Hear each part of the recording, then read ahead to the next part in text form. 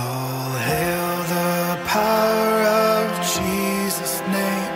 Let angels prostrate fall.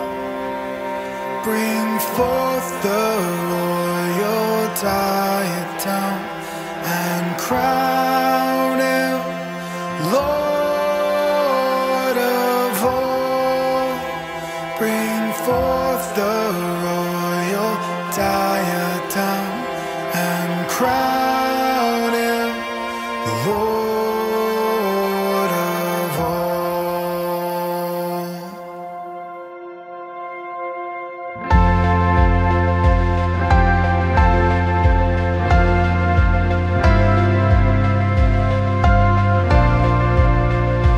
O seed of Israel's chosen race, now ransomed from the fall.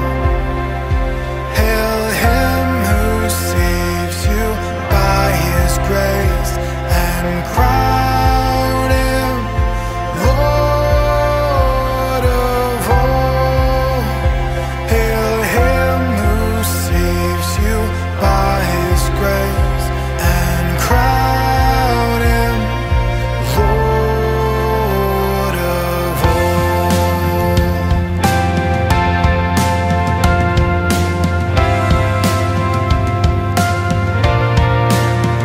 Sinners whose love can never forget the wormwood and the gall. Go spread your trophies at his feet and crown him Lord of all. Go spread your trophies at his feet and crown him Lord of all.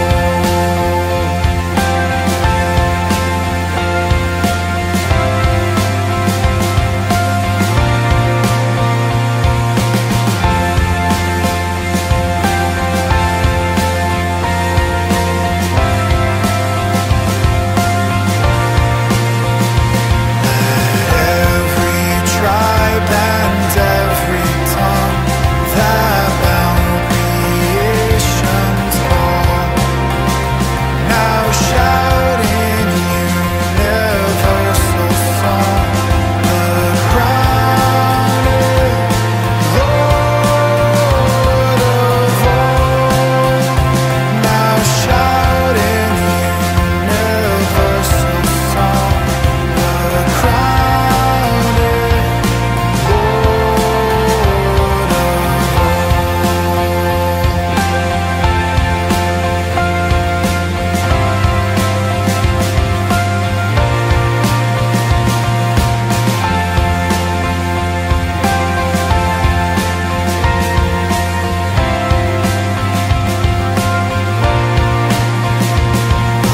that with yonder sacred throng we at his feet may fall.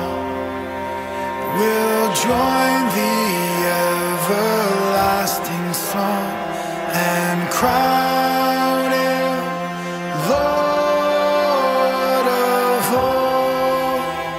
We'll join the everlasting song and crown him Lord of all.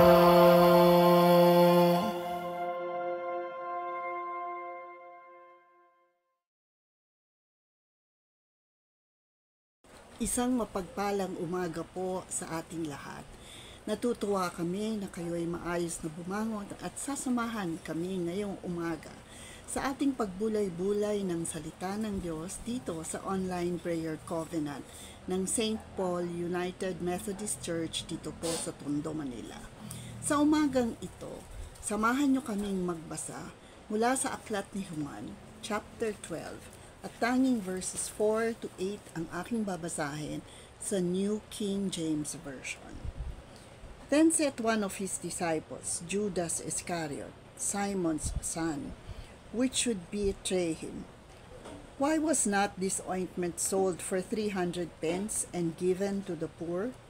This he said not that he cared for the poor, but because he was a thief and had the bag and bare what was put therein. Then Jesus said, Let her alone. Against the day of my burying hath she kept this. For the poor always ye have with you, but me you have not always. Pagpalain nawa tayo sa pagbasa ng salita. Sa linggong ito, ang ating pinagbulay-bulayan is about contradictions. When we think about our journey of faith, we sometimes have to ask, Lord, why do we go through these trials, these challenges? Bakit parang ang feeling ko, Lord, mas marami pa ang na-experience kong challenges, no? In this journey na inyong pinangako ay isang journey ng kasiyahan. But then we heard and I heard from someone said na paano natin malalaman ng mali kung hindi din natin ito ginawa at napagalitan o kung hindi naman nagdusan. Paano natin malalaman ang tama sa mali kung hindi natin ito naririnig sa iba o nakikita? And that is where contradictions happen. In this story about the oil, Judas, and Mary, kinontra ni Judas na bakit kailangan gumamit ng expensive oil sa paghugas ng paa ni Jesus. Sapagkat nakaugalian naman, lalo na sa mga Hudyo, ang gagamitin tubig. Pero bakit oil?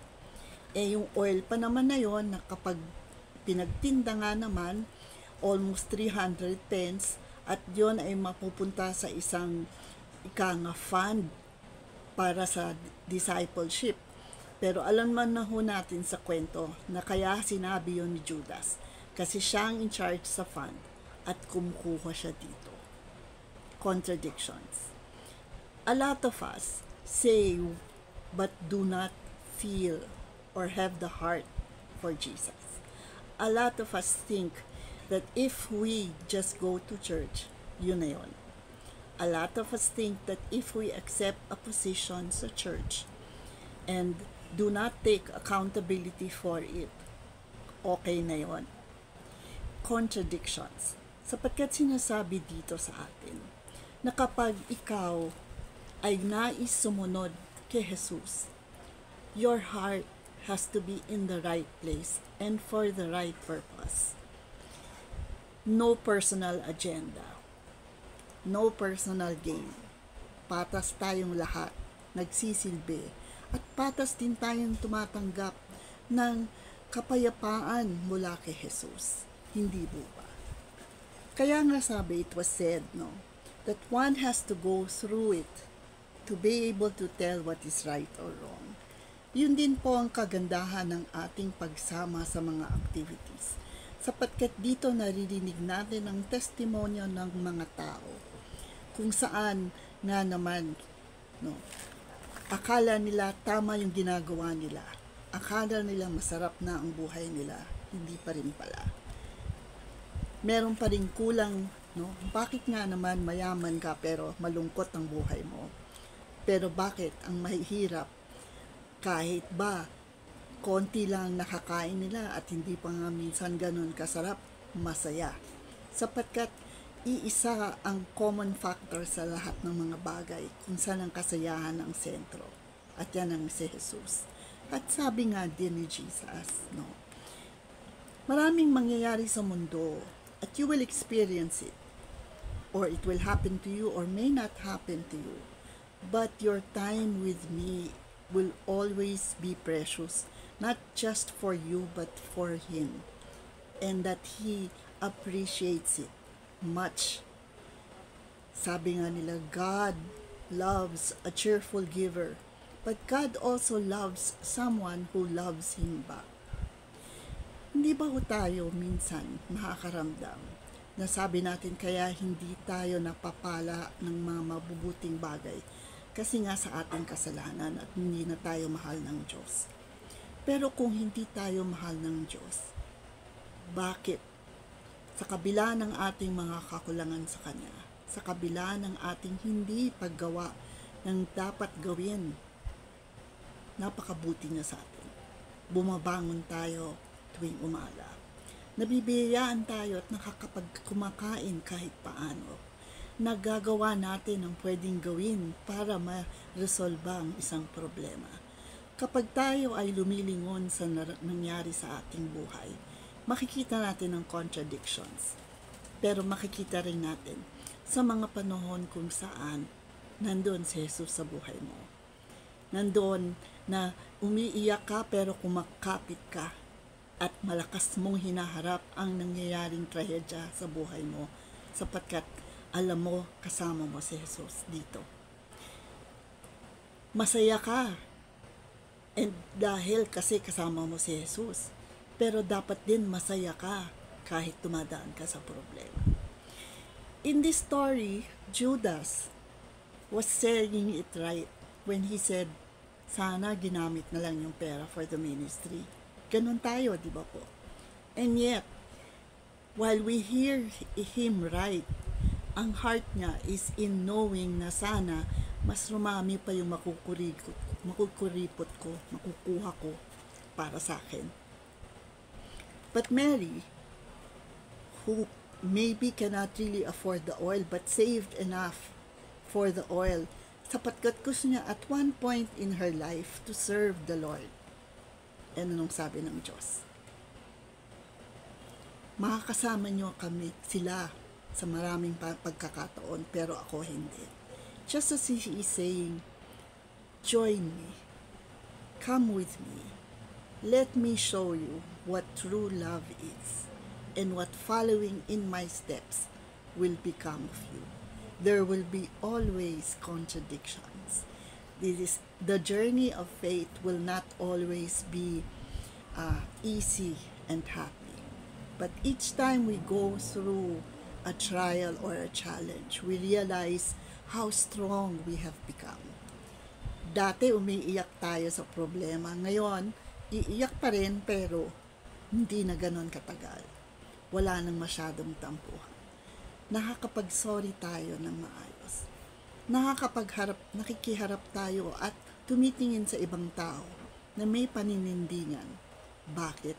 Sapagkat alam nating tama tayo. At pangalawa, dahil kasama natin si Jesus. God was showing us how to deal with problems. And how do we deal it if we don't go through it? But the best thing is, He is with us. Tayo manalangin. Nagpapasalamat kami, Panginoon, sa inyong pagpapala, sa inyong pagturo sa amin, Lord, ng tama at mali. Naway makita namin sa aming mga puso ang tamang gawain, Panginoon, at ang mga leksyon na itinuturo nyo sa bawat paghamon na hinaharap namin. At nagpapasalamat kami, Lord, na tinulungan nyo kaming makaraan sa bawat storm na hinarap namin. Lord, tunay nga pong napakabuti nyo. At ang pagmamahal na pinagkakaloob niyo sa amin ay hindi namin matumbasan. At nagpapasalamat kami na kahit sa kaunti naming nagagawa, nasasalita, nasa isip, Lord God, mahal nyo kami, tinatanggap nyo kami, at pinapatawad. God bless us all.